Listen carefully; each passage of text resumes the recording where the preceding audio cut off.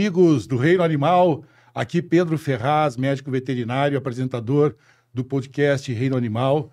E tenho hoje a ilustre companhia de um grande colega veterinário, que é participante da Academia Rio Grandense de Medicina Veterinária, no qual a gente está fazendo agora um programa que seria uma série, né, de personagens da academia. E hoje eu tenho essa participação ilustre do meu grande amigo José Romélio Aquino. Tudo bom, Aquino? Tudo bem. Prazer, bom, seja bem-vindo ao nosso podcast Reino Animal. E gostaríamos hoje de conhecer um pouquinho do José Romélio Aquino, né? Esse veterinário que desbravou muita coisa dentro da veterinária, né? Que fez muitas atividades e tem uma vida inteira para nos contar aí, né, Aquino? Eu sei que 1 hora é pouco tempo para isso tudo, mas então vamos começar, a gente vai tentar começar e tentar fazer com que consiga passar essa informação. Vamos começar e... Aquino, surgiste aonde, Aquino? Aonde que essa estrela brilhou?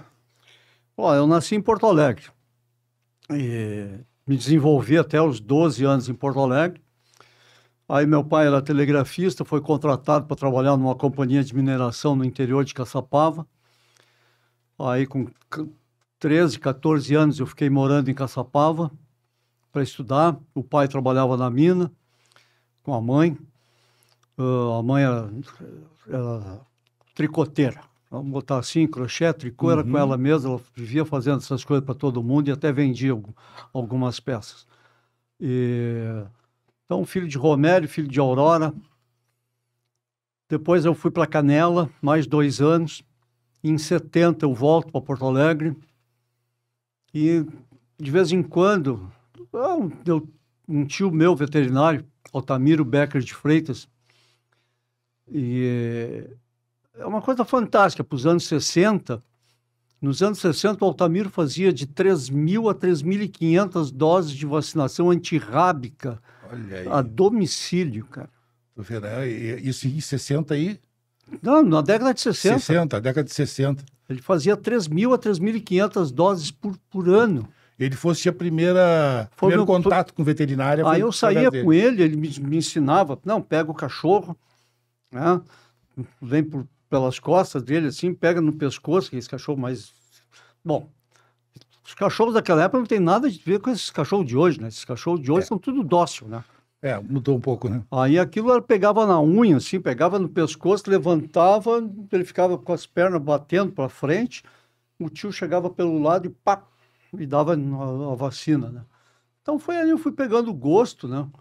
E aí em 76 eu fiz o EJA, que eu abandonei os ensinos no meio do curso de contabilidade, né? Aí eu fiz naquela época não era EJA, era supletivo, né? O nome era supletivo. Aí em 76 eu fiz supletivo das 7 matérias, e aí em janeiro de 77 eu fiz vestibular e fui aprovado, né? Isso já na URGS? Na URGS. E aí em 82 formei, casei depois em 89. No período de faculdade que tu tiveste, assim, dentro desse período, alguma coisa te puxou para, como assim, hoje, por exemplo, a gente vê uma demanda muito grande na área de pequenos. Naquela época, o que tu notava naquela época que a veterinária ela tinha essa... Eu tinha uma ideia 99% diferente de todo mundo. Tinha um pessoal que entrou na faculdade que eles iam trabalhar com bovino. Aí eles passaram a faculdade inteira andando de boina, bombacha e chinelo, alpargata.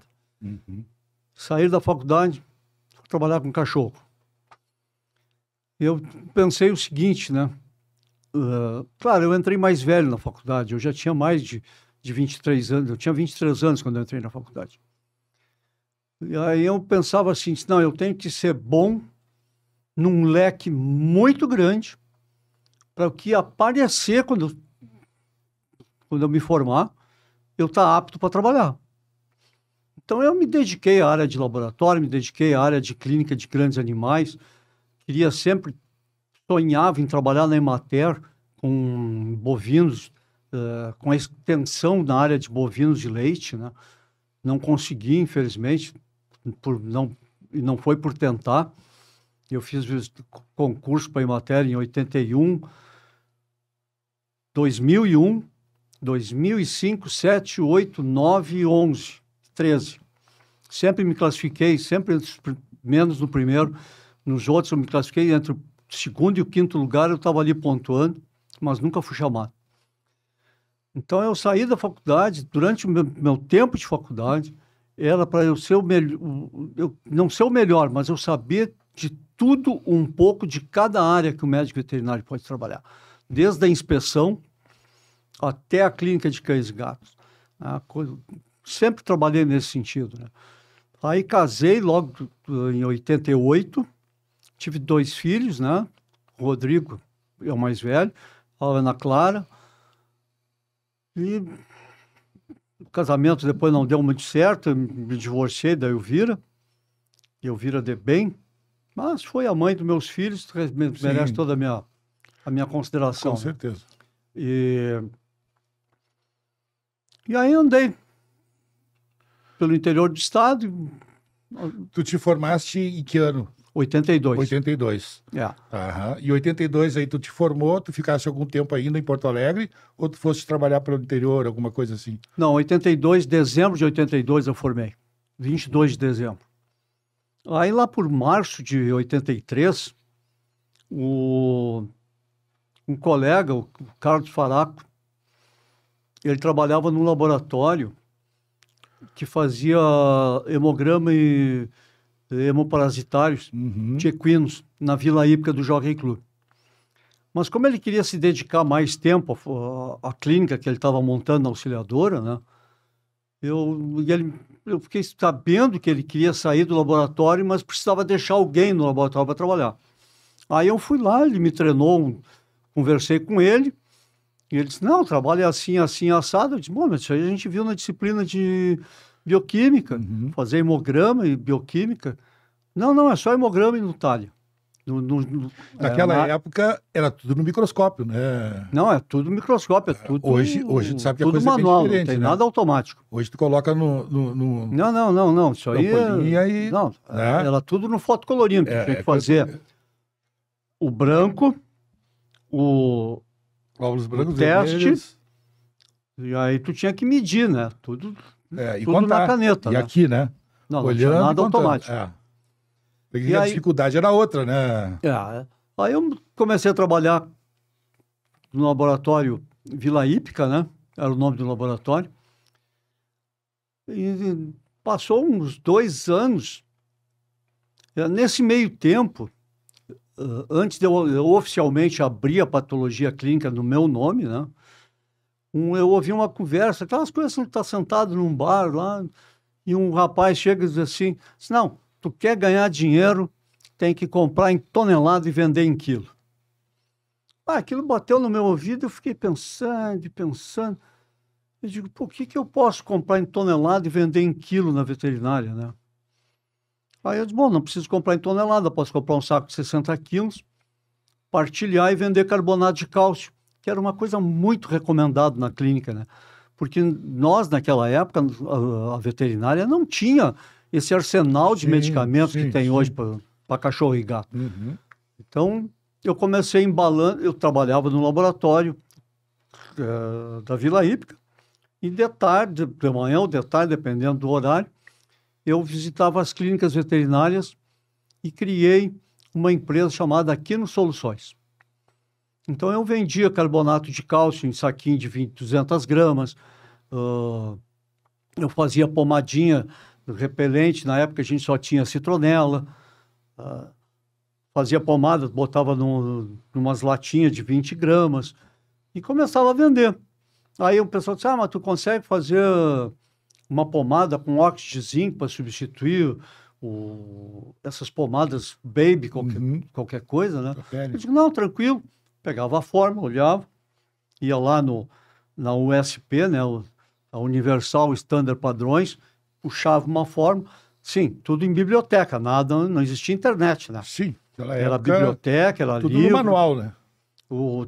a tua experiência profissional na área, e ia fazendo aquilo ali, né?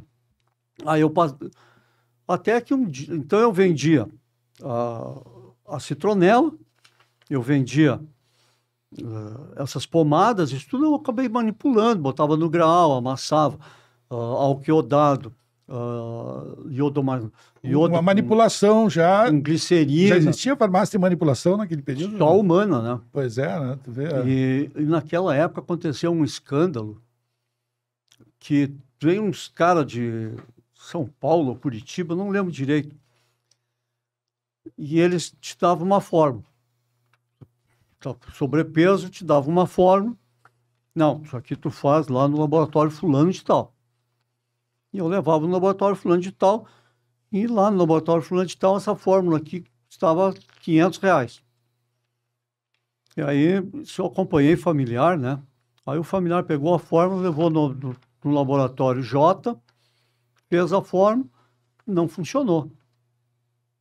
Por que nesse laboratório funciona e nesse laboratório não funciona?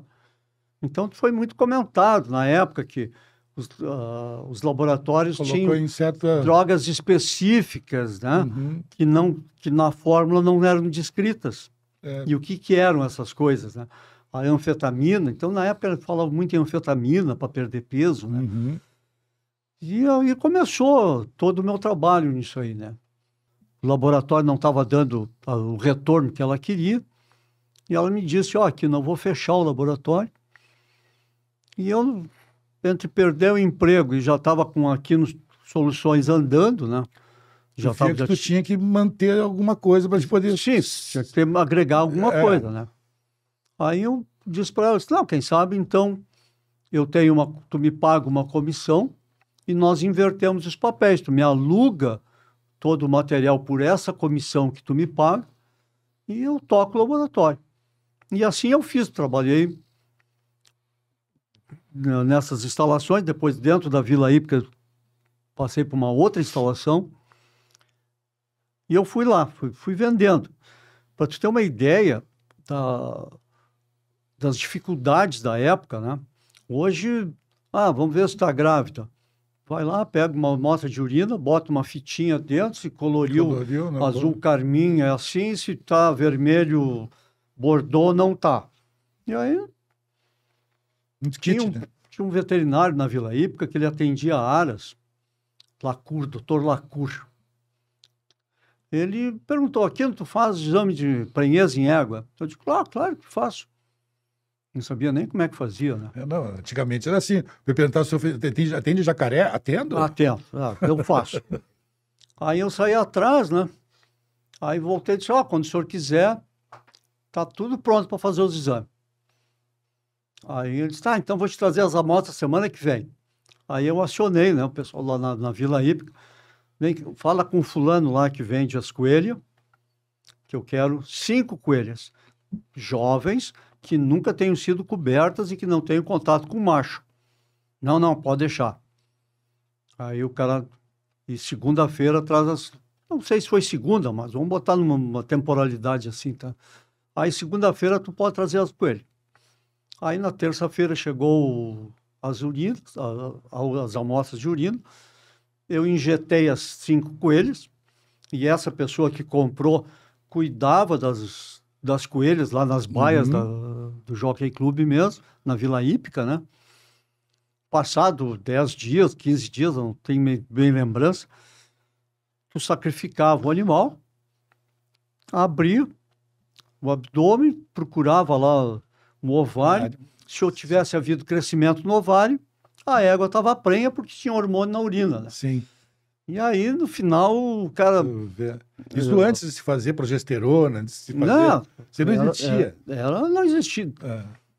E aí eu dava as coelhas pro cara que tinha cuidado, né? Pô, o cara ganhava 5 coelhas abatidas. Era uma churrascada de coelhas no jockey lá. Então, essas coisas tudo a gente fez, né? É que eu digo, a gente vai cavando, né? A gente vai cavando na frente para abrir o... eu abri o laboratório antes de existir motoboy. Então, a busca de material nas clínicas era minha. Eu tinha um funcionário que andava de ônibus o dia inteiro só pegando amostra em clínica. Claro que quando eu saía para cá ou para lá de carro, eu entrava Sim. Na época, não está ali, mas na época a gente trabalhava com BIP. Não existia telefone. Sim. Quer dizer, não existia telefone. Não existia telefone para vender. Móvel. Não existia nada da localização móvel. Móvel, então, era sonho. Era só na Enterprise lá que o cara abria e falava. 2 para subir Enterprise. Na série americana. Né? Aí era 2 para subir Enterprise. E aí... Então, tinha um número de uma central. Tu ligava para essa central, 321600, uma coisa assim, um número bem fácil. E tu liga, eu quero falar com 70K, que era o código. Pede para ele ligar para o Pedro aqui na produtora de vídeo. O fone é tal. Aí, quando eu tivesse tempo, eu ligava e andava com um aparelhinho pendurado na cintura e ele fazia pip, pip, pip, pip, pip. Você tinha a luzinha vermelha, aquela pip, pip, pip. Mais a luzinha vermelha. E eu pegava aquilo ali no orelhão, andava sempre com ficha no bolso, depois apareceu o cartão moderno, né? Cartão. Retornava a ligação. Tá, vou mandar buscar então o material. E trazia esses materiais, né? E a coisa foi andando tão bem que o laboratório cresceu. Eu fiquei com a manipulação de fórmulas, porque aí com esse descrédito, esse bafafá todo que deu nos laboratórios humanos, que as fórmulas eram manipuladas assim, a colar, meio que desprestigiou. Desmoraliza um pouco. Aí eu aproveitei e entrei nesse vácuo aí, né? Então eu tinha manipulação, eu fazia hematologia para equinos, fazia parasitologia, hemoparasitos de equino na Vila Hípica e também de fora, que a gente vinha, né? Fazia esses exames de urina, que não era uma coisa corriqueira, mas era... sempre vinha, a cada semestre vinha lá 4, 5 amostras, né? E eu abri para as clínicas de pequeno. Então eu comecei com clínica de pequeno, fazendo exame para cachorro, para gato. Tinha uma colega, Laura Tubino, que tinha problemas de exames também para animais, para aves ornamentais. E eu comecei a fazer exames para aves ornamentais, né? Então eu, a Laura, e tinha mais uma outra colega que auxiliou. Que tu teve que descobrir, né? Vai recorrer atrás, né? Sim. Se tem que fazer exame de aves, tu vai ter que correr atrás, porque tudo muda. A veterinária tem isso. Tu trabalha com espécies diferentes. Né? E aí tu vê uma ideia... Não existe um padrão, assim, como existe na questão humana. Tu vê como as coisas são... Os enfoques são diferentes, né? Sim. Então eu fiz um exame primário de fezes, e aí esse material...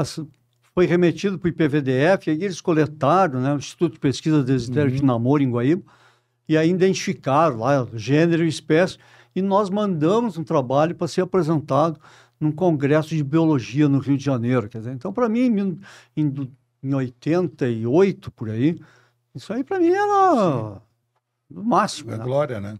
Então, todas essas coisas, descrevendo então o laboratório, a manipulação, aí a hematologia eu expandi para cães e gatos, e alguma coisa de bovinos que aparecia, fazia brucelose para bovinos, tuberculinizações, a parte de parasitologia, de endoparasitos e os ectoparasitas. E os ectoparasitas, eu conversando com uma professora minha, a Elizabeth... Era professora da faculdade, a Beth, conhecida, né? E ela disse, aqui não pode mandar... Eu trabalho com a faculdade, mas é um porre, porque eu tenho que mandar uma amostra para o laboratório de parasito e uma amostra para o laboratório de micologia. Tu não consegue fazer os dois juntos? Sim, eu faço os dois juntos. Ah, não, então eu vou trabalhar contigo, porque... Eu digo, então não vai mais ser exame parasitológico, Beth. Aí ela disse, então tá, bota lá que o teu exame é microscópico. Ela deu o nome do exame. Então, até hoje, eu dou o resultado como exame microscópico de pele. Então, já é mais abrangente. O que vier... Que tiver ali vai aparecer. O que aparecer vai ser descrito. Teve umas coisas assim, o cara meteu o bisturi em cima da pulga, cortou metade da pulga e ela veio no exame. Veio a coincidência, né? O cara conseguir, na hora de fazer o raspado, ele cortar uma pulga no meio, cara. E aí, até quando eu dei o resultado, eu botei lá, segmento de ictênocefálice. Umas coisas assim... não, apareceu, né? Que é um dia... Relatar o que aparece. Só aparece para quem faz, né? Só aparece para quem faz. Exato. Então, e aí, do laboratório, tu disseste que trabalhasse também ali, depois ali no laboratório com a Merck, é isso? Sim, aí eu fiz uma prestação eu fui trabalhar na Merck. Mas só para terminar, né? Então, aqui no Soluções e Análises, hoje eu digo, eu encho a boca, fico todo orgulhoso, digo, aqui no Soluções e Análises foi o primeiro laboratório com todas as rotinas e multiespécie. Porque, o fulano faz exame. Sim, o que ele faz? Ele faz anemia infecciosa equina. Que mais? Só. O Beltrano também faz exame. O que ele faz? Ele faz parasitologia de endoparasitas. Que mais? Englobaste tudo numa coisa só. Eu montei uma estrutura. Dentro dessa estrutura eu tinha a bacteriologia, eu tive a hematologia, a sorologia, a parasitologia. Sim, a sorologia de lectospira, eu consegui um kit com a Manguinho, se não me engano. Eles mandavam o material, era um exame simples, né? Simplório, porque ele dava positivo ou negativo. Ele era de triagem. Não te dá titulação, nada, te dá só se ele não teve contato com lectospira, negativo. Se teve contato com... Bom, então aí a gente pega e manda para o Instituto de Pesquisa Veterinária lá em Guaíba, para ver qual é a lectospira que está atuando. Então, eu tinha todas essas rotinas, tinha manipulação de fórmulas, e um rapaz que se formou, eu formei em 82, ele formou em 85, 86, se não me engano, e foi para trabalhar no laboratório Noli. E aí ele perguntou, aqui, tu que anda nas clínicas veterinárias, tu não quer vender Noli? A vacina do Noli tinha, a vacina de raiva e a tríplice, não existia quádrupla, quíntupla, isso aí é para 90 e tantos, né? Eu digo, não tem problema, me dá a vacina aqui e vamos vender a vacina, né? Então agregava, porque então numa ida eu levava uma pomada, eu levava um carbonato, eu levava a vacina, então isso tudo agregava volume, né? E diminuía custos, né? Foi um trabalho... A tua atividade veterinária, ela foi bem como a própria profissão né? Foi um leque, né, Vitor? Tu trabalhou de uma ponta a outra, né?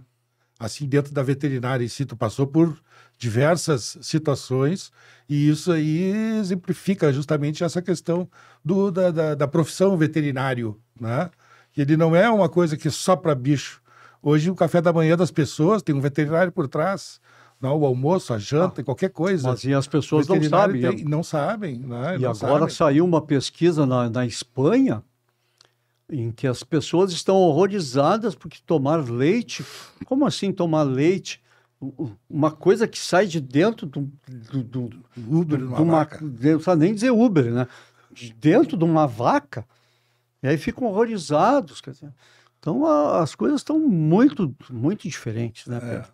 Com certeza. É muito diferente. Isso é uma outra época, né? Estamos vivendo um outro mundo.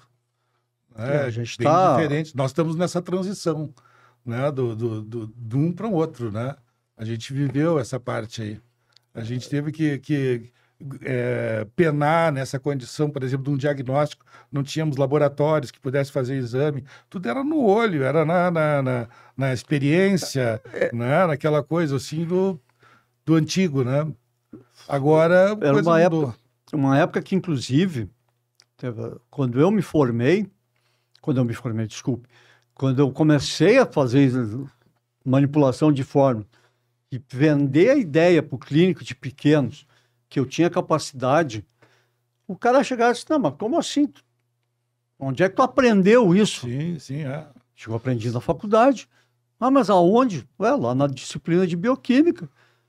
tu não fez as aulas Faltaste práticas? essa aula? Ah, não, mas eu não dava muita bola. Eu disse, pois é, tu não dava muita bola. Eu dei. É. Eu aprendi a fazer hemograma lá. Eu aprendi a fazer a bioquímica. Tinha uma disciplina que era só bioquímica e bioquímica prática. Tá? E lá foi onde eu aprendi a fazer o cálculo do fator. É uma coisa que eu dou nó em tudo que é estagiário, ou alguém que entra no laboratório. Eu queria entender como é que mexe no equipamento. Mexer no equipamento, meu amigo, mexer no equipamento, isso aí tu pega o manual do equipamento e mexe. O problema é tu entender o que tu está fazendo. Sim. E para tu saber, tu tem que saber calcular o fator. Ah, mas é tão importante assim? Então, vou te contar uma historinha. Eu tinha um laboratório e a Elizabeth, essa professora, ela me ligou, um dia que eu estava conversando com ela, ela disse, Aquino, tem uma cliente minha que é bióloga. Então, assim, e ela está fazendo um mestrado com ácaros. Tá. Tu poderia pegar as amostras positivas de SAR tua e ceder para ela. Aí ela passa lá no laboratório e pega. Eu disse, não tem problema, só me dá um telefone para me avisar que tem a amostra, eu aviso. Passou 1 mês, 2 meses, e ela disse, tuas amostras chegam lá na PUC da negativa. As amostras da negativa. Aí um dia eu digo assim, parei um pouquinho, o que está acontecendo, né? Aí eu peguei uma amostra, se tu tiver, bota no tubo de ensaio, pega uma lupa e faz assim, tu enxerga os bichos caminhando. Aí eu peguei e disse, tem uma amostra, eu vou levar para ti lá no laboratório, onde é que é o prédio e aonde é que é assim. Aí disse, no prédio tal, sala tal. Aí eu fui lá, levei a amostra, entrei na PUC, cheguei na sala tal, ela estava me esperando. Só um pouquinho, que legal. Olha, dona fulana, o doutor aqui trouxe um material para análise. Tchê, tu não vai acreditar. Ninguém vai acreditar nisso. A mulher pegou o tubo de ensaio, olhou contra a luz, mexeu para cá, mexeu para lá, olhou assim. Disse, não, isso aqui está negativo. E eu olhei para ela e disse, mas tu não vai fazer uma lâmina? E ela disse, não. Não precisa. Não precisa, está negativo. Então, meu amigo, não coma na mão Dos outros. Isso eu sempre digo. Houve algum problema dentro da... Aí eu digo, eu não vou discutir com a funcionária da PUC, não é minha funcionária. Sim, não. né? Eu estou aqui prestando um serviço para ela ali, né? Vim só para trazer o meu material, eu já fiz o meu diagnóstico. Aí eu simplesmente disse para a Beth, Beth, aconteceu isso lá, informa ela, porque eu não vou entrar em atrito, eu já tinha tido outros problemas em outros laboratórios, né? Porque eu não vou entrar em atrito com a PUC. Eu não vou desmentir a funcionária da PUC. Então ela que mude de funcionário, que faça o que ela entende lá. Porque quando eu disse para a mulher, mas tu não vai fazer nenhuma lâmina, eu disse para a funcionária, para essa técnica, né? Eu notei que todo mundo no laboratório, os outros funcionários... Se arrepiaram. Né? Eu digo, o troço aqui... Ou seja, ela discutiu, brigou, alguma coisa elas brigaram e a mulher sacaneou. Então eu digo, tu vai fazer? Tem que saber fazer tudo. E isso foi uma das coisas que eu aprendi dentro da URGS. Chegava janeiro ou fevereiro, a dona, acho que era a Noêmia, ela saía de férias. Então, para o laboratório de bacteriologia e sorologia funcionar, nós tínhamos que lavar. Então, nós autoclavávamos o material. Sim, preparava tudo. Tirava toda a matéria orgânica, lavava todo o material, botava para secar, esterilizava tudo. Era nós que fazíamos. Então eu aprendi isso graças às férias da funcionária. Que se a funcionária não tirasse férias, eu nunca teria olhado lá para dentro. Aí é o que eu aprendi. Eu disse, não, o negócio tem que aprender tudo. Que aí depois, quando eu fui fazer a bacteriologia sozinho, eu sabia fazer. Então Nada melhor, né? Tu te embasar, né? Coisas assim que a Acho gente... que a veterinária, eu sempre digo assim, a faculdade, ela te dá a noção de onde tu busca as coisas. Agora, se não tiver um interesse pessoal, não adianta, sabe? Não adianta. O interesse pessoal é que vai te dar esse conhecimento, isso é uma de correr atrás. Isso é uma das coisas que eu acho que, pelo que me comentaram, não sei se ainda é assim na URGS, né? Tu não pode mais te voluntariar. Tu quer... Eu gostaria de acompanhar o trabalho... Não, tu tem que ir lá pegar uma bolsa, se tu não tiver a bolsa, tu não tem vínculo, então tu tem que pedir uma bolsa de iniciação científica, depois tu pede uma bolsa de não sei o quê. Eu trabalhei 3 anos dentro da faculdade, nos laboratórios, e acompanhava a clínica e cirurgia, e nunca me inscrevi em nada. Eu não sei se nós éramos mais responsáveis, o que era. Eu acho que foi mais uma evolução nesse sentido da questão do amparo, né? De repente, porque assim, a veterinária, tu sabe, é uma profissão que exige uma atividade física, às vezes, né? Tu conter um cavalo, conter um boi, um cachorro, e tu tomar uma mordida, né? do animal. Tem essa responsabilidade que na época a gente... Eu acredito que sim, foi um das funções, né? Mas eu acho que é interessante a gente saber que existia o outro lado, né? A gente não pode virar a cara pro resto e dizer, não, veterinário daqui para frente. Não, a veterinária faz anos que vem assim, né? Galgando espaço. Mas Então eu me registrei, depois eu parei de fazer brucelose, tuberculose, porque o Estado, o Estado do Rio Grande do Sul, né? A Secretaria de Agricultura, começou a credenciar veterinários. Só para fazer... Só não. Mas que ele tinha que ser credenciado para fazer tuberculose. O teu exame valer. Né? O atestado valer, o cara tinha que ser credenciado. Que eu acho uma medida acertada. Sim. Porque senão fica todo mundo fazendo do jeito que quer. Isso. Não tem um padrão, né? Mais responsabilidade ou menos responsabilidade de cada um. Claro.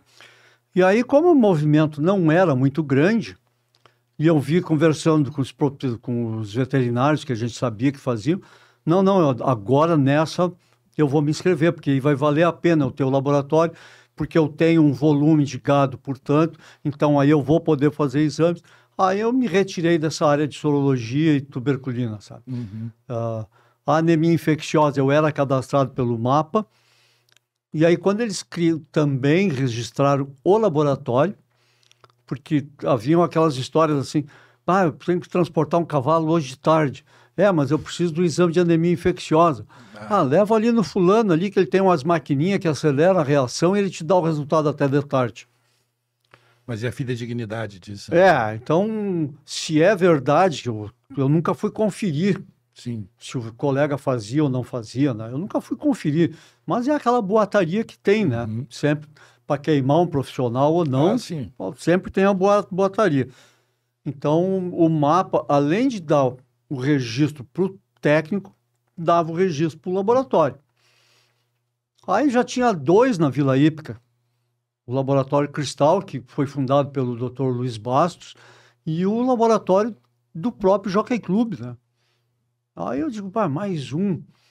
Já estava em formação um terceiro lá na Vila Hípica, onde tem a Vila Hípica do salto lá, né? Sim, lá do hipismo. Aí eu digo, é muita gente para o mercado que não cresceu, o mercado é o mesmo. Exato. Aí eu me retirei também, né, dessas 2 coisas.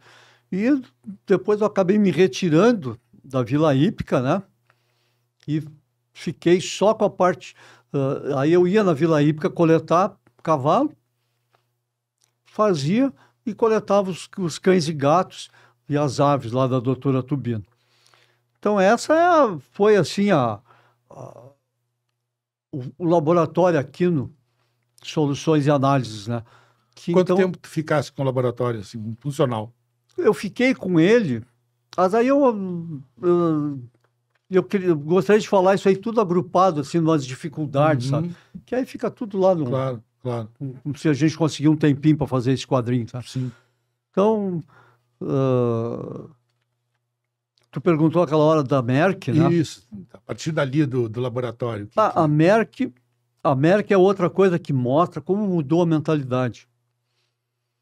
Quando eu fui trabalhar na Merck, a Merck me chamou e disse assim, olha, tu foi selecionado no Rio Grande do Sul para trabalhar com Equivalent. Tá bom. E topas? Topa. Já trabalho com cavalo, para mim é uma extensão. Tá no meu métier. Tá, então tu vai para São Paulo, tu vai ficar 15 dias em São Paulo, tu vai para um hotel no interior de São Paulo, vai ter veterinário do Brasil todo, nós éramos 22 veterinários, e é assim, tu vai para lá nas seguintes condições. Tu vai para lá, tu vai ter palestras e aulas de manhã e tu vai ter palestras e aulas à tarde. Muitas delas vão ser aplicados testes ao final do dia para ver o teu aproveitamento. Se tu não conseguir um aproveitamento X, tu não vai ser contratado pela Merck. Topa? Topa. É o que hoje os coaches fazem as imersões, né? Uhum. Nós passamos 13 dias dentro desse hotel. Eu visitei a fábrica, tive palestras de marketing, tive palestras de vendas, planejamento de marketing, como reconhecer a atividade e monitorar a atividade da concorrência. Foi uma inserção, assim, lá dentro. Cara, foi 13 dias dentro daquela cidade de Cabreúvas, que é uma cidade menor do que... eu comparo aqui, menor que Nova Petrópolis, com menos movimento que Nova Petrópolis. Talvez Ivoti não, porque Ivoti é comprida, é espichada, né? Tem, eu acho que uns 8, 9 quilômetros de comprimento aqui em Ivoti, mas era uma cidade pequena. Cidade de primeira, que a gente diz, a segunda já saiu. Aí eu sei que agora vamos para os parasitos. Depois que tu sabia tudo de marketing, que eles queriam que a gente soubesse de marketing, prospecção, como fazer entrevista, como se posicionar, como se vestir, hotel que tu deveria te hospedar, as roupas que tu deveria usar, tudo isso estava num pacotão, né? Uhum. Aí depois, então, começou. Parasitos de equino, blá, blá, blá, blá, blá, blá, blá. Parasitos de bovino, pá, pá, pá, pá, pá, pá, pá, pá. Parasitos de suíno, tá, tá, tá, tá, tá, tá. Parasitos de ovinos, tá, tá, tá, tá, tá. Galinha. Não, galinha é um departamento. Galinha é outro departamento. É outra gente. Não é para nós. Então, eles me treinaram num formato que eu acho que essa história vai exemplificar. Eu estava tomando café num hotel em Erechim, de manhã.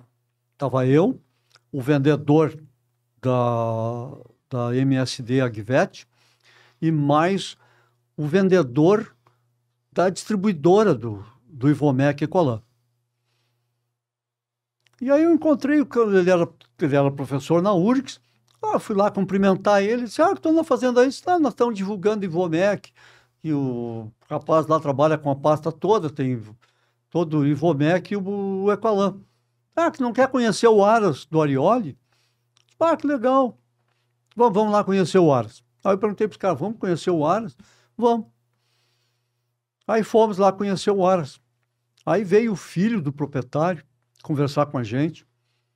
Vocês são da onde? Da Merck Sharp Dome. Pois não. Deixa eu apresentar o Aras para vocês. E nós fizemos um tour no Aras. E conversamos e falamos. Eu, em momento algum, eu ofereci um produto para ele. Não se falou em produto. Uhum. Esse aqui é o cavalo fulano de tal, filho de fulano, pai de Beltrano, a linha baixa foi assim, a toda linha a genealogia alta. do Aras ali, não? O cara botou o Aras ali. Aí no finalzinho, assim, ele me diz assim, o Ecolan é bom mesmo? Eu digo, olha, tu quer fazer uma semeadura? O que é isso? A semeadura é o seguinte, tu pega 2 cavalos, um tu trata com o teu tratamento, que tu faz normalmente, e o outro eu vou aplicar Ecolan, e nós vamos seguir no laboratório fazendo pesquisa da quantidade de ovos por grama. Aí eles falaram, legal, topei esse teu assunto aí. Eu disse, se tu quiser, dá para fazer com o Ivomec também. Aí o cara disse, põe Ivomec, né? Para bovino. Eu digo, é. Aí ele disse, tá, então vamos fazer.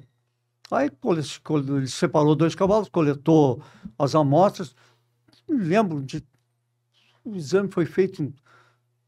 Porque o Aras não era em Carazinho, ele era mais próximo de Carazinho, mas ele pertencia a um outro município, sabe? E aí eu sei que o proprietário agilizou a história do exame de fezes, né? E o Equalan era impressionante, cara. Ele dava 70, 80 dias, assim, de OPG zerado. Uhum. OPG, ovos por grama. Né? Isso. Só para poder deixar... Fazia um cálculo de ovos de parasita por grama, né? Uhum. Enquanto que outros produtos, a parte que tinham até triclorfon, a gente até perdia. O triclorfon tinha uma ação maior em gasterófilos, né? Mas não era muito, muito significativa, sabe? Então, quando eu vi, ele ligou para... Agora, essa parte está um pouco nebulosa. Eu não me lembro se ele ficou com o contato da distribuidora ou com o contato da Merck. Eu sei que eu fiz a semeadura e depois eu já recebi a resposta pronta, sabe? Então foi direto, porque eu não tinha telefone. Eu não tinha telefone. Tinha que telefonar para casa. Tá. Eu tinha que telefonar para casa, aí tinha que ser de noite, porque eu nunca estava no campo, né?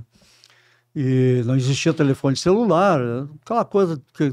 Todas as dificuldades daquelas dificuldades daquela época, né? Que não eram dificuldades, era o nosso dia a dia, né? Sim, a gente olha hoje como dificuldade, né? Mas naquilo era o dia a dia. Não, até a fumaça nós fazia para poder se comunicar. Né? Aí eu sei que a distribuidora me liga, né? O cara vibrando. Nós conseguimos a conta do cara. Ele vai comprar Ivomec, ele vai comprar Equalan, ele vai fazer e blá, blá, blá, blá, blá, blá. Eu digo, o Aras lá, assim. Tu sabia que ele tinha um rebanho de quase 500 reses? Eu digo, não, eu fui lá pelos cavalos. Então aí eu entendi o treinamento. A importância, né, do treinamento. O treinamento. Se eu vou trabalhar com Equalan, por que eu tive que aprender tudo de bovino e de ovino? Sim. A empresa sabia. Claro, o mercado ele já está ciente. Então, eu digo isso porque agora, 10 anos atrás, eu estava na clínica veterinária de um colega e ele recebeu uma visita de um fabricante. Eu vim aqui falar para vocês sobre os nossos vermífugos para cães e gatos. E a menina fez toda a apresentação, né? E pela jovialidade da guria, eu disse, é recém-formada, está no seu primeiro trabalho, né? Vamos respeitar, vamos prestigiar a guria. Né? Aí eu perguntei para a menina, né? Me disse uma coisa. Vocês têm um produto da linha de antibióticos que eu não estou encontrando. O nome do produto é tal. E ela me olha assim com a carinha simplória, né? Eu não sei, porque eu vim aqui para falar de vermífugo. Então, as próprias empresas, mudaram com treinamento hoje, mudaram tudo. Ficou deficiente, né? Antigamente, acho que o pessoal se preocupava mais, porque, de repente, claro, era aquela situação, tu vai já atender o Aras, tu já vai atender também a relação, se o cara tem bovinos, tu já vai emancipar tudo, né? Hoje já é aquela coisa mais assim, focada, né? E hoje tem a internet, né? A internet hoje é um abraço, né? O pai Google lá aceita qualquer pergunta, né? O cara te faz uma pergunta... agora, então, Deus o livre. E tu não sabe, eu posso usar o banheiro? Aí tu vai no banheiro, pega ali o celular e tu volta grandão já, né? Sabe tudo. Sim, né? sim. Então, mas vê como o trabalho... E aí todo esse conhecimento de vendas, marketing, maneira de marcar entrevista, maneira de te portar, isso tudo eu importei para o Aquino Soluções de Laboratório e Análise da Merck. Tá. Tu tiveste um entendimento como funcionava essa parte comercial do negócio, né? Porque aí a gente pegou, isso aconteceu porque foi só para quem viveu o ano, tá? De 86. Quando a explosão do primeiro plano do Cruzado, do Sarney, jogou... Nós chegamos em outubro E a empresa mandou dizer para mim o seguinte: Aquino, visita as pessoas que tu tem que visitar, mantém a marca viva, mas não força a venda de Equalan, porque nosso estoque de Equalan vai acabar em dezembro e nós só vamos ter de volta Equalan no mercado em agosto do ano que vem. Nessa época, o Equalan, ele era importado? Ele era, o princípio ativo era importado? Ele era empacotado aqui, né? Uhum. Mas tu vê que a venda daquele plano cruzado foi tão grande que aí a gente começa a entender, né? Pô, mas parei um pouquinho. Por que se importou aquelas carnes lá da Dinamarca, né? Não tinha carne. Então, os dinamarqueses abatiam as vacas holandesas com 7, 8, 9, 10 anos de produção e mandavam a carne para nós. Nós achávamos uma maravilha. Um boi com 10 anos. Pá, nós procurando aqui fazer a cota Hilton, que era 2 anos e meio, 3 anos. 16 meses, 18 meses, essas... E os caras mandando vaca de 10 anos para nós aqui, todo mundo... Verruga na aspa.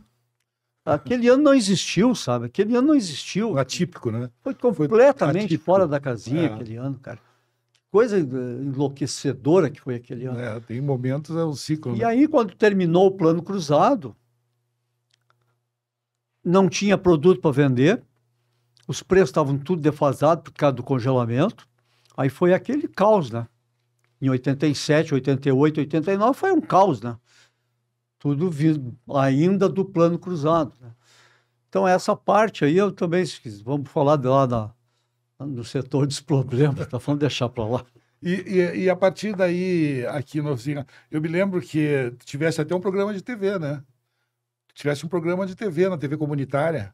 Ah, no Canal 14. Isso. Sim, mas aí eu estava aí foi pelo sindicato, né? Sim, tu tem toda uma atividade, né, nessa relação de sindicato.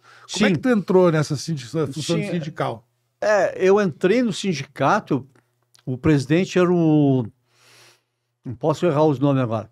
Era o Zé Pedro, o José Pedro Martins. Zé Pedro que está no conselho. Continua lá, ele é funcionário do conselho, né? E eu fui lá e disse: Zé Pedro, eu queria trabalhar para a classe, ver o que a gente pode fazer, né? Ele disse: não, tudo bem, vai ter eleição agora. E me botou lá, segundo tesoureiro. E eu comecei a aprender, né? E entender essas articulações. E nesta época, o José Severo, se não me engano, ele trabalhava no MAPA, ele negociou a casa do médico, a casa que era do conselho da autarquia, na Ramiro Barcelos, por uma área construída naquele prédio que hoje nós temos lá, né? Onde é o conselho. Onde hoje é o conselho. Mas a ideia do Severo, não sei se a ideia era dele, ou se ele pegou de alguém antes, ou como é que foi, né? O Severo tinha a ideia de fazer a casa do médico veterinário, um centro do médico veterinário. Tanto que quando foi inaugurado o prédio, era o Centro Médico Veterinário. E o Centro Médico Veterinário era para abrigar todas as entidades. Então, o sindicato pagou uma metragem com o dinheiro que ele tinha lá, ele pagava, no fim, se não me engano, toda a cota que o sindicato quis, não conseguiu integralizar. Tinha associação, olha o que se perdeu, a Associação das Senhoras dos Médicos Veterinários. Elas também deram dinheiro para construir aquele centro, né? Uhum. E essa associação se perdeu no andamento da carruagem, né? E eu sei que eu entrei no sindicato e eu quis manter viva essa ideia, né? Não, nós temos que nos entender entre nós aqui, e quando a gente aparecer para o público, nós estamos uma do lado da outra e nós somos uma parede. Exato. Tá? A gente não é uma mureta de meio metro, porque a minha entidade é menor, a tua entidade é desse tamanho, porque tem um faturamento desse tamanho, a minha é desse tamanho, porque tem um faturamento... Não, era tudo igual. Então, eu sempre quis manter isso, eu sempre trabalhei para isso, né? E, através disso, eu tinha gente do sindicato infiltrado, né? dentro da Sovergs, dentro do conselho. Porque aí havia... Para facilitar o meio-campo, até isso, né? A troca de informações. A internet era incipiente, né? Sim. A internet era uma coisa... Sim, 89, imagina. Isso aí era... O primeiro concurso que eu fiz que tinha internet, prova de internet, não prova de internet, mas prova de informática. A prova de informática era uma prova de datilografia no Word. Tu tinha que bater tantos toques por minuto naquela... Não tinha nada a ver com... Sim, era mais uma datilografia, propriamente era mais uma datilografia conhecimento de Excel, do que entender de computador. Coisa assim, Então, as coisas rolavam nesse sentido, né? As coisas andavam nesse sentido. E eu acho que eu trabalhei bastante nisso aí, cara. Eu adoro... Eu sempre achei que a gente tinha que se integrar, a gente tinha que trabalhar um com o outro, sabe? Para tu ter uma ideia, né? Como é que as entidades se relacionavam, e se relacionavam melhor e pior conforme quem estava na presidência. Em 1978, eu tenho uma história um pouquinho, né? Eu já era do diretório acadêmico da veterinária. Sempre foi assim? Sim, eu sempre fui enfiado nessas coisas. Né? Até porque eu achava que... naquela época era esquerda, hoje é esquerda, tudo é esquerda, né? Então tinha... que não é da direita, é da esquerda, né? E tinha 7, 8 movimentos estudantis, a Libelu, Frente Isso, Liberdade Luta, e tinha cada um... E aqueles caras ficavam pichando e pintando. Eu digo, eu não quero isso para a minha faculdade. Então nós era de direita, nós era tudo peleco, porque a gente não alinhava com o DCE. Então, nós fomos, e aí vem como nós éramos vistos também como alunos, né? Tinha um congresso regional ou nacional com regional, não me lembro agora, isso foi em 1978. Eu era do DAF, do Diretório Acadêmico da Faculdade de Veterinária.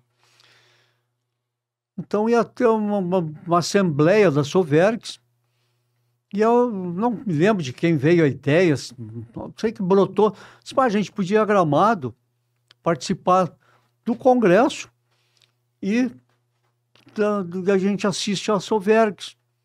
Porque a faculdade veterinária botou um ônibus para fazer depois teve até um nome, né? Transfer. Não, naquela época era um ônibus que ia e voltava de Gramado. Um bate-volta, assim. Um bate-volta, né? Depois virou transfer. Aí nós fomos para Gramado. Aí tá rolando a associação da Anclivepa, a assembleia da Sovergs. E nós chegamos lá, a gente queria participar. Quem são vocês? Não, nós somos alunos da veterinária, assim. É bom vocês entrar aí, aprende, mas senta lá no fundo, lá, tá? Para vocês aprender como é que funciona a sociedade. Tá, era o que a gente queria, né? Sentamos lá no fundo e ficamos olhando. Aí um cara pediu a palavra, deram a palavra a ele, e o médico veterinário, eu vejo com muita amargura, porque tem a sociedade agora dos clínicos de pequenos animais, e ela não se entrosa com a Sovergs, e o cara fez uma choraminguela ali, né, tascando o pau dos pequenos animais. Aí um cidadão pede a palavra. Esse cidadão, depois eu vim a saber quem era o Onyx Lorenzoni, o mesmo que estava na Casa Civil, lá em Brasília, agora no governo passado. Aí ele pediu a palavra, disseram para ele. Aí ele se manifestou, disse, eu quero colocar o seguinte, na legislatura do doutor fulano de tal à frente da Sovergs, eu fui conversar com ele, eu e mais fulano e Beltrano, e propusemos a ele de abrir um núcleo de pequenos animais dentro da Sovergs. E ele nos disse simplesmente que cães e gatos era um mercado que não existia e que ele não ia ceder espaço na Sovergs para cachorro. Olha a falta de visão desse presidente da Sovergs lá antes de 78, né? Porque se a de pequenos já estava fundada, essa conversa tinha acontecido uns 7, 8 anos antes, né? Em 1970, 71, 2, né? Então, desde aquela época, eu venho dizer, mas as entidades não se entendem, as entidades não se conversam. Era um fogo de metralhador, um fogo amigo. Sempre é o fogo amigo, né? Exato. Então, eu digo, pô... É complicado isso. Com digo, certeza que dificuldade isso, né? E a nossa profissão tem muito disso, né? Aqui nessa questão da fritura, que nem no quartel a gente sempre diz assim, né? No quartel não existe inferno. É cada um puxando o coturno do outro. Tu tens a formação militar, eu também tenho, né? Eu fui soldado. Então, sabe bem como é que funciona, né? De cavalaria assim. Ainda, né? Sim. Então a gente sabe como é que essas coisas funcionam, né? Que o sindicato, mesmo eu não sendo presidente do sindicato, eu só num cargo, eu sempre batalhei para que o sindicato apoiasse os congressos da veterinária que realizaram no Rio Grande do Sul. Nós temos que participar. Tinha uma época que o sindicato nunca foi uma entidade com muito dinheiro. Porque quem era do Estado se sindicalizava no sindicato dos funcionários públicos. Quem era federal, nos funcionários federais. Do município, a mesma coisa. Então, o sindicato ficava com os profissionais liberais. Com os liberais e aqueles empregados em empresas que tinham um salário alto e um dia de trabalho dele na empresa era muito maior do que a anuidade do sindicato. Então, ele pagava para o sindicato para economizar dinheiro, né? Então, tudo bem, cada um procurando a sua vantagem, né? Então, teve um ano que a FENAMEV, que é a Federação dos Médicos Veterinários, a federação, eu pedi, vocês não me arrumam dinheiro assim, assado, para nós poder participar com mais ênfase no congresso? Não, conseguimos.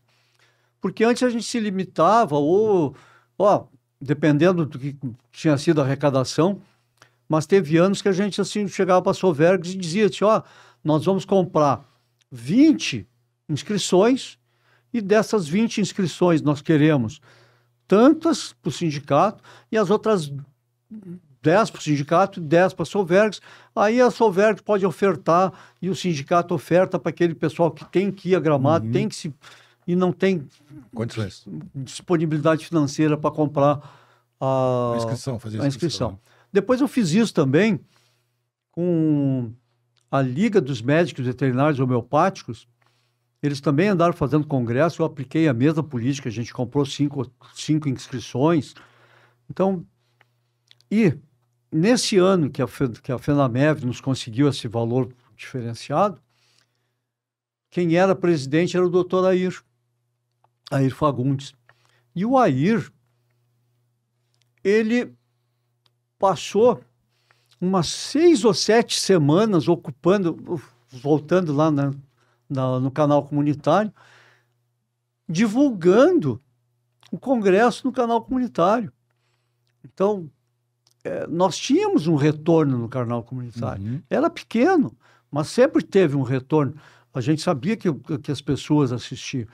E isso despertou um interesse que lá em Pelotas tinha a GESI e o Arteche, que trabalhavam muito em função da Unimev. Eles tentaram fazer isso no canal da NET lá, mas aí faltou interesse de outras entidades, porque montar um canal de TV é caro, né? E aqui ele era bancado pelos sindicatos bancários. Mas aí, com a queda das arrecadações do sindicato dos bancários, eles tiveram que acabar com o canal, né? Que só... Quer dizer, não sei se foi bem isso, se foi só isso, que aí eu já estava um pouco afastado, já não estava mais no sindicato quando acabou, sabe? Então, nós levamos em Gramado, para mim foi uma das coisas mais importantes que eu fiz dentro do sindicato. Para mim é a coisa mais importante que eu fiz.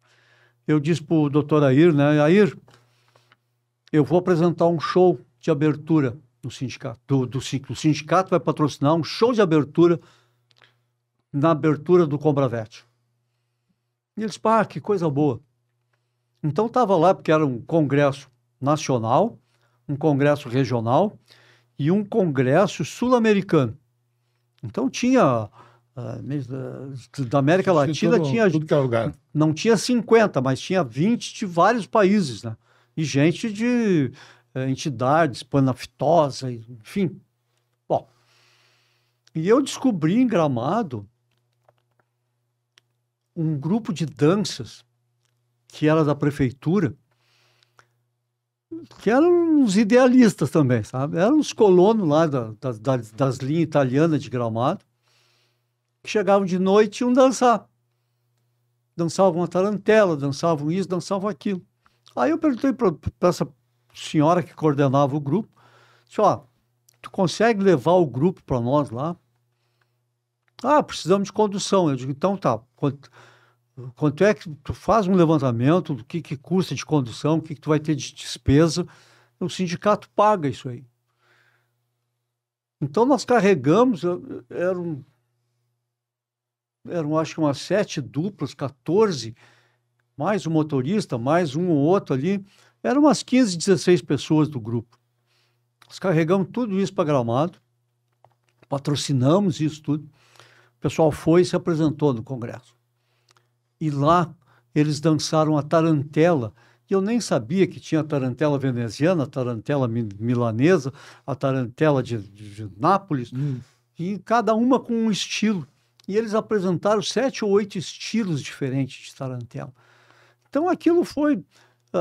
o Alci Cheuich, o doutor Cheuich, estava na plateia, e eu perguntei para ele, né, doutor, estabeleci um diálogo com ele, né, eu apresentando o grupo, doutor Cheuich, são campesinos, quer que eu possa usar o termo campesinos? Ele disse, não, extremamente bem classificado, são para o pessoal da América Espanhola entender quem eram aqueles. Sim.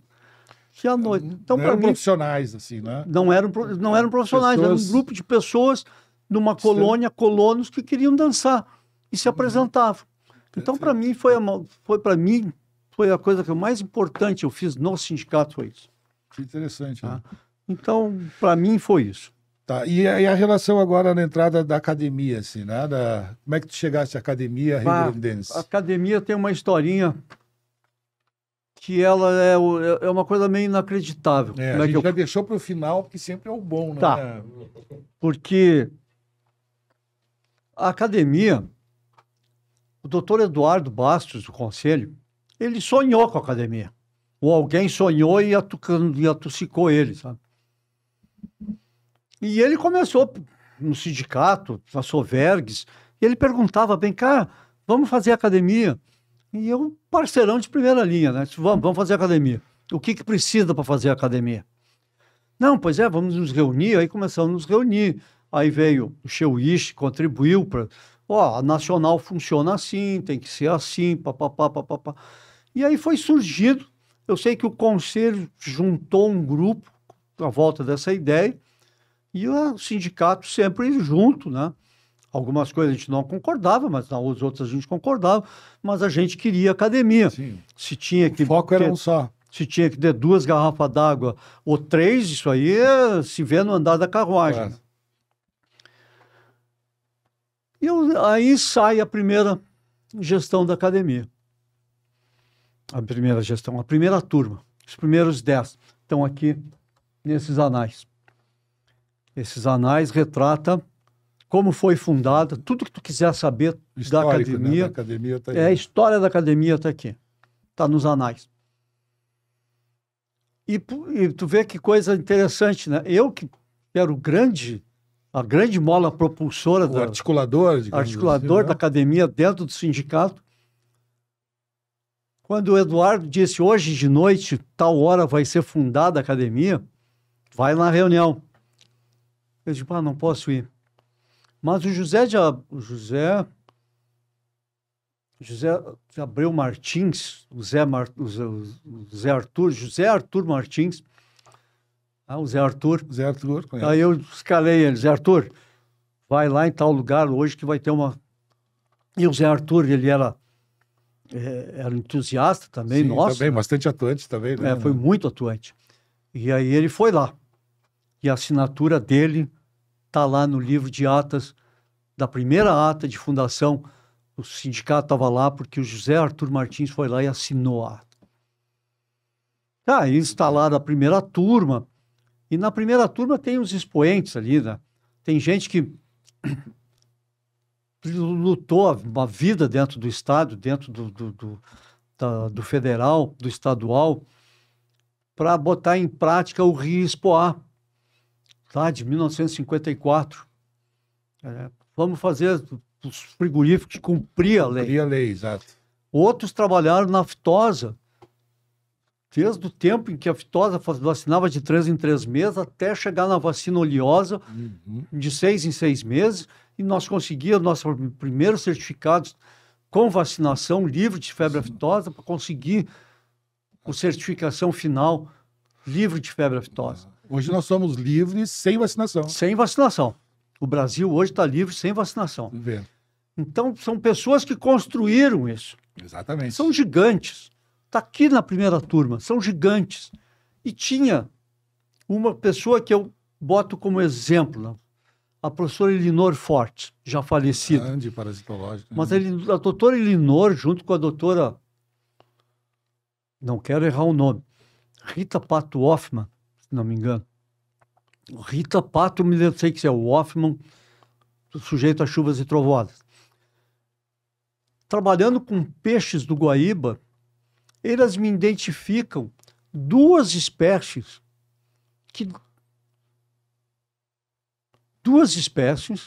uma que não tinha sido descrita em lugar algum no mundo, uma segunda espécie que só tinha sido descrita lá fora na Ásia, fora se não me do engano. nosso eixo.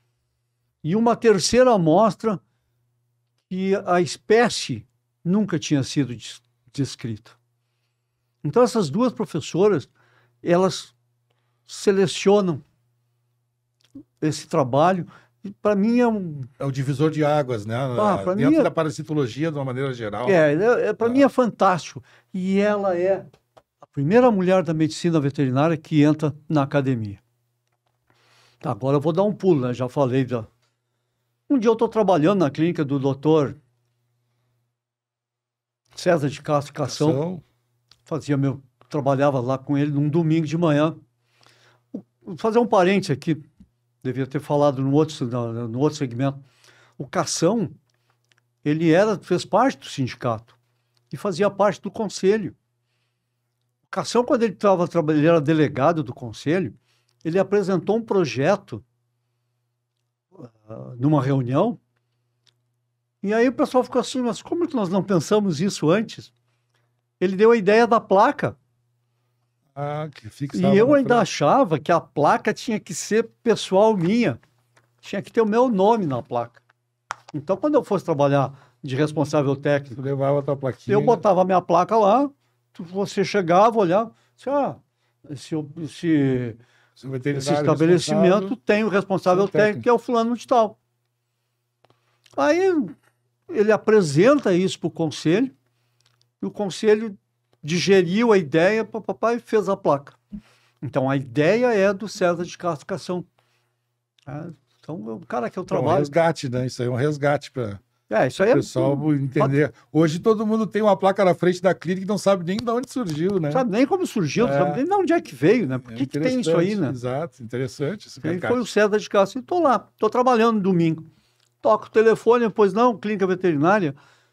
Aqui é o doutor Coelho, da Academia de Veterinária. Pois não, doutor Coelho, eu já conheci o doutor Coelho de reuniões da formação da academia e com a primeira turma da academia, que ele ajudou a fundar a academia, mas não fez parte,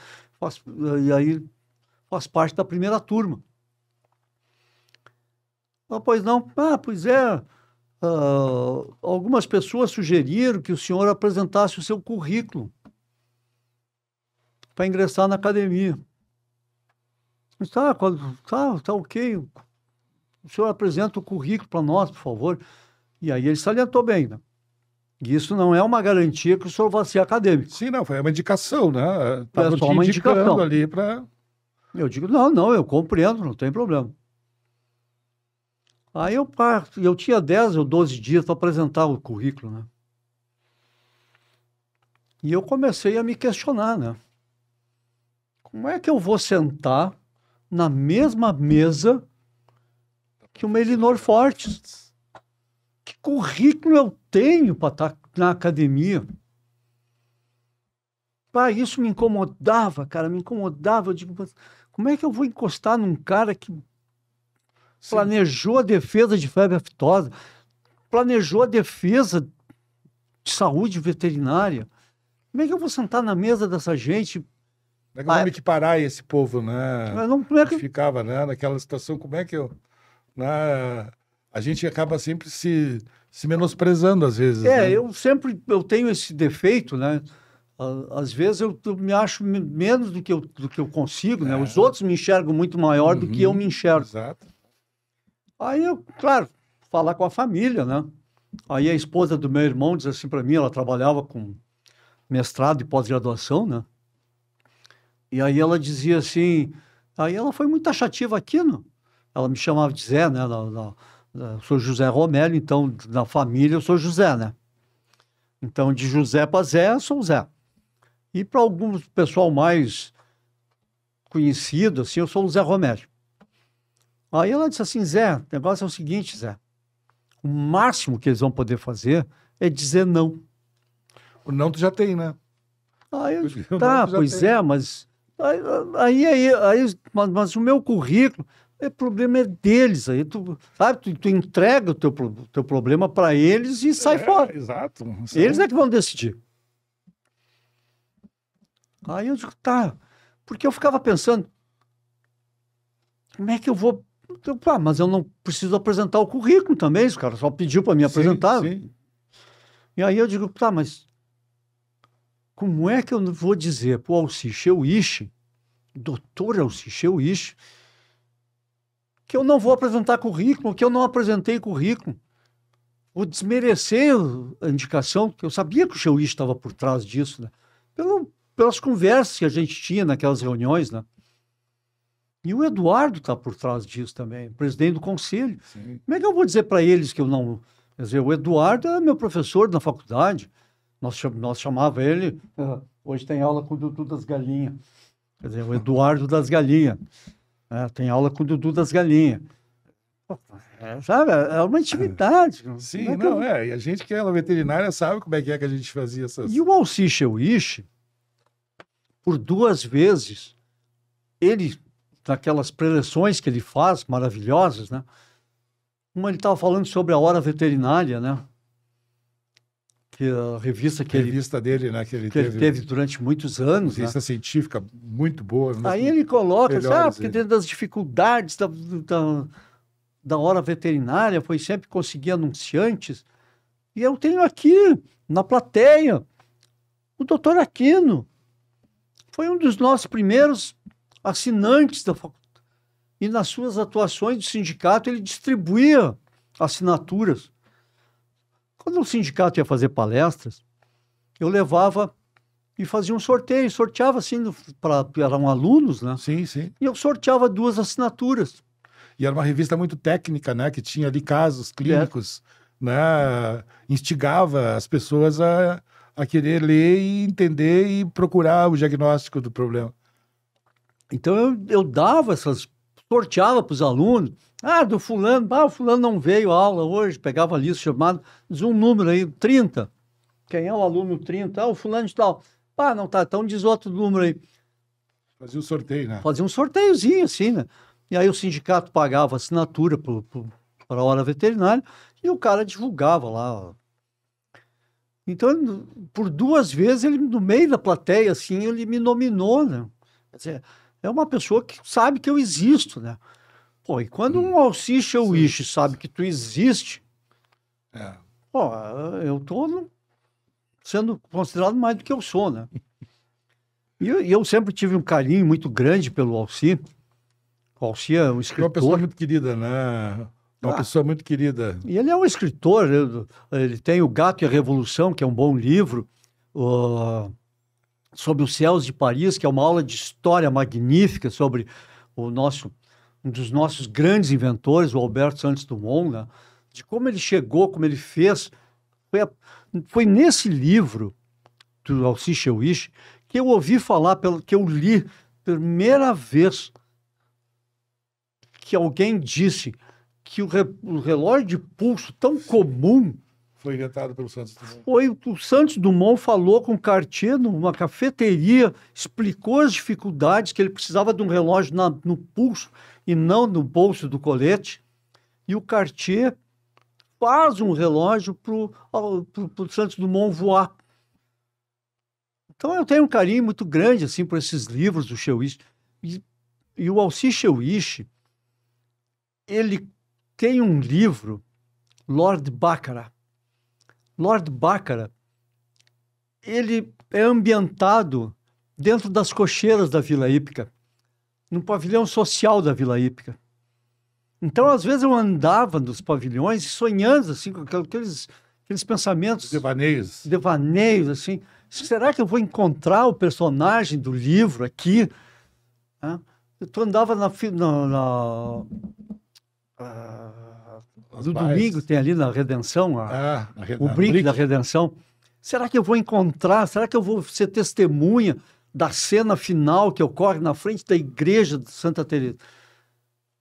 Será que eu vou encontrar nos devaneios assim? Então, como é que eu vou dizer para um Chewich? Para mim era complicadíssimo. Eu dizia assim, não vou apresentar meu currículo. E como é que eu vou dizer para o Eduardo, não vou apresentar meu currículo? Mas eu conhecia quem estava coordenando essa segunda turma era o Coelho, o doutor Coelho. E aí, eu, conhecendo o Coelho de outras reuniões, teve uma reunião que o doutor Coelho se manifestou da seguinte forma. Ele pegou o papel nós temos um ofício, ele olhou para o ofício. Mas isso aqui não é papel ofício, porque o papel ofício tem que ter tantos centímetros de comprimento. Aí a funcionária do conselho, que estava disponível para a academia, ela disse, não, doutor, é que hoje em dia, com as impressoras americanas disponibilizadas e estão se popularizando, o papel é A4. Mas tinha que ser, se é ofício, tinha que ser em papel ofício, não nesse papel A4.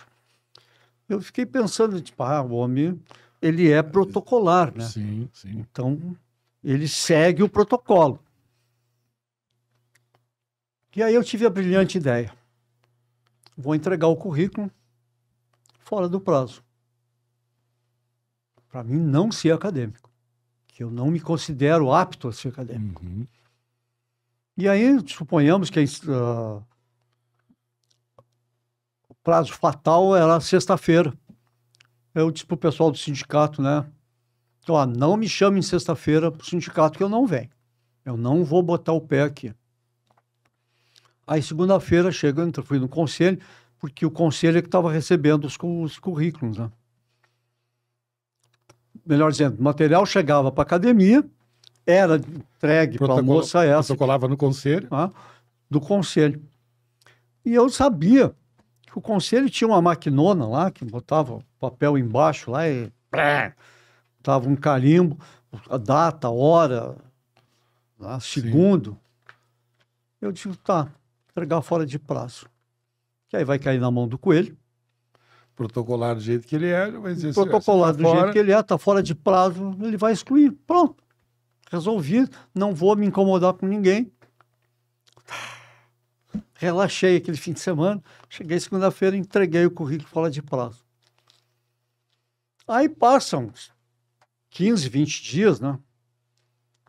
O Eduardo, presidente do conselho, doutor Eduardo Bastos, se aquilo fosse selecionado para academia, caí sentado, cara. Tu vê, né? Quando você, já que eu fui selecionado, então agora em diante a academia vai ter o melhor de mim, né? Sou o 21º, o 20º acadêmico, cadeira número 20.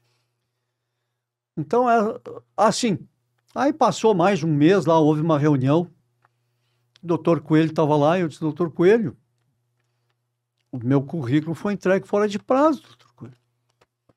Aí ele se olhou, mas isso passou desapercebido. O processo teve um vício. Pois é, né, doutor Coelho? E ficou no vício e foi, sabe? Foi para frente. Então, a minha entrada na academia, sabe? A minha entrada na academia é nesse sentido, sabe? Então, eu estou na academia por uma vez ele era presidente de um conselho de São Paulo. Eu comentando o caso, assim, né? Aí o cara disse, isso aconteceu comigo. Eu também não tenho uma titulação para fazer parte da galeria lá, não sei das quantas, lá de São Paulo. Mas o conjunto da minha obra... doutorados, exato. Aí ele usou uma frase, né? O conjunto da minha obra. Eu disse, mas será que eu fiz tanta coisa assim, né? Então, hoje eu sou ocupa.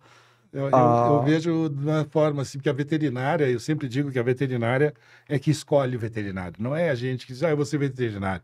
Quem quer ser muito veterinário, chega no momento da veterinária que desiste no meio. Sabe? Não aguenta muito aquela coisa da cirurgia, sabe? Do limpar bicheira, sabe? Essas coisas assim, fica meio complicado. E pelo que eu vejo, às vezes, essa questão, a vida, ela dá essas mudanças, né?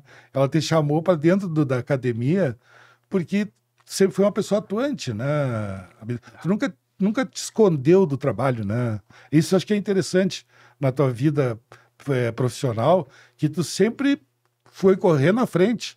Tu nunca te escondeu atrás de alguém, né? Ou de algum tipo de trabalho. Tu sempre partiu de ti as coisas, né? Isso é importantíssimo. Para um profissional, a gente ter essa vontade pessoal de crescer, né? E de conhecer muitas coisas. Eu também, eu vou te dizer que na minha época de estágio, de férias, de faculdade, eu nunca tirei férias. Eu sempre fiz estágio. Isso não existe para nós. Né? Estágio em aves, suínos, gado de leite, cavalo de corrida. Porque a gente vivia num mundo de terceiro mundo, a gente não sabe o que está abrindo, o que vai ser. Né? E a veterinária é um leque. É um leque para poder, né, nos colocar tudo isso. Quando eu estava no sindicato, foi na época daquele problema todo com a Ieda Maria Vargas. Ieda Maria Vargas. Com a Ieda governadora. A Maria Vargas é a Miss. É a Miss. A Ieda. E os sindicatos foram lá fazer bagunça na frente da casa lá. Bom, naquela situação, com o sindicato majoritário da Emater, eu me posicionei contra. Jamais admiti que os funcionários da Emater, os veterinários da Emater participassem de uma esculhambação na casa da governadora. Esse crime eu não cometi quando eu estava no sindicato. Eu fui contra e não incentivei ninguém da medicina veterinária a ir fazer bagunça na casa da governadora.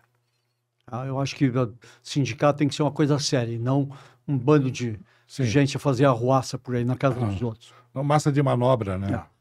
E já que o tempo está avançado,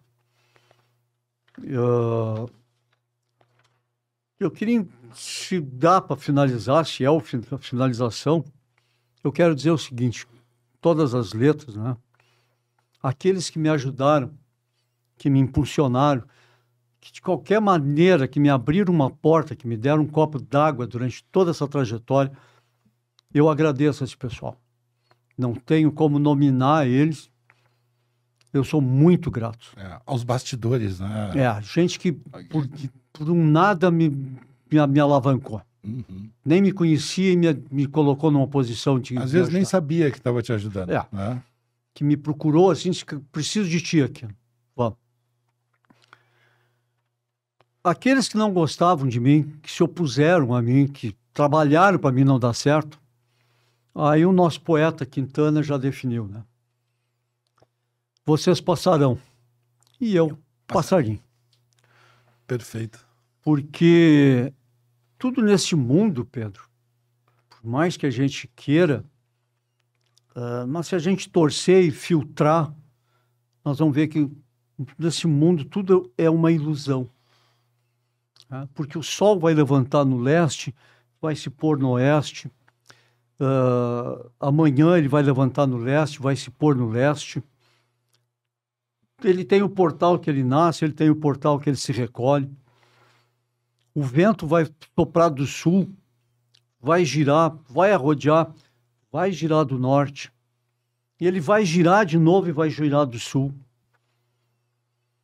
Todos os rios correm para o mar, mas o mar nunca fica cheio, e a água vai sair e se recolocar de novo nas nascentes. Então, nada do que aconteceu hoje é novo. Tudo já aconteceu no passado. E tudo vai acontecer no futuro.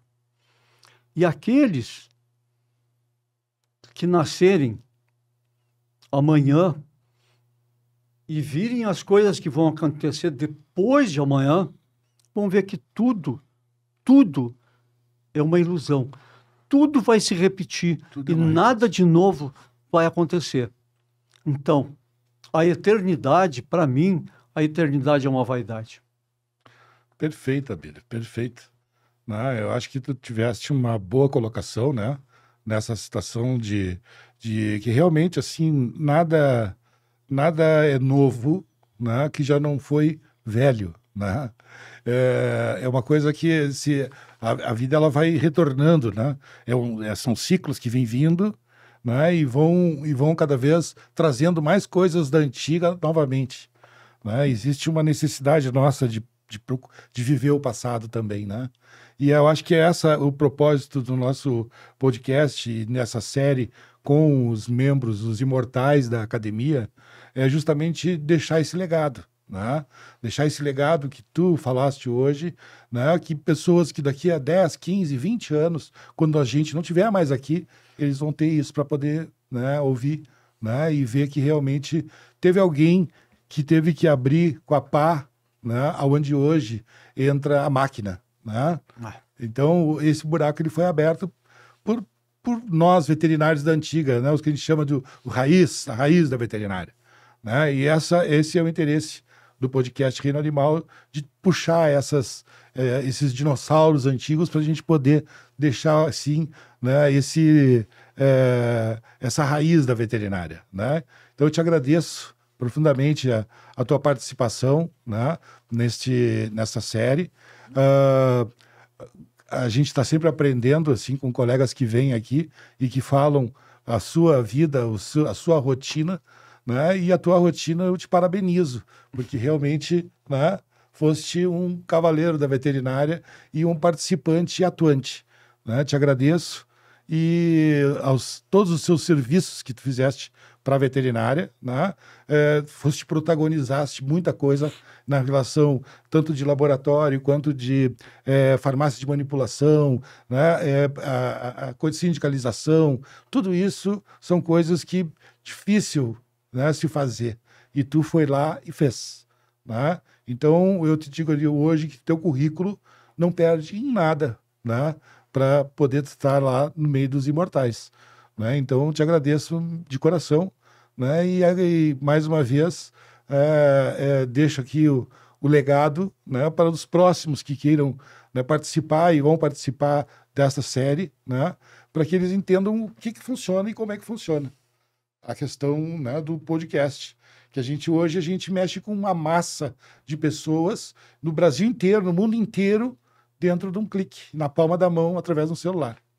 Tá ok? Opa. Então, muito obrigado mais uma vez. Né? Obrigado pelo convite. Se tu tiver alguma coisa mais para falar para o pessoal, né? Então, eu vou encerrando aqui a nossa primeiro episódio do podcast Reino Animal, com a série Os Imortais da Medicina Veterinária, e convido a vocês para dar o link ali, para dar um oizinho, para dar um ok, para fazer um comentário, né? Então, sempre é importante para nós a participação de vocês. Isso é o que alavanca, né, o nosso podcast, para que você tenha sempre uma participação de alguém aqui que vá trazer coisas novas para todo mundo, inclusive para nós veterinários. Tá ok? Então, um grande abraço a vocês. Espero contar com vocês na próxima entrevista. Valeu, grande abraço.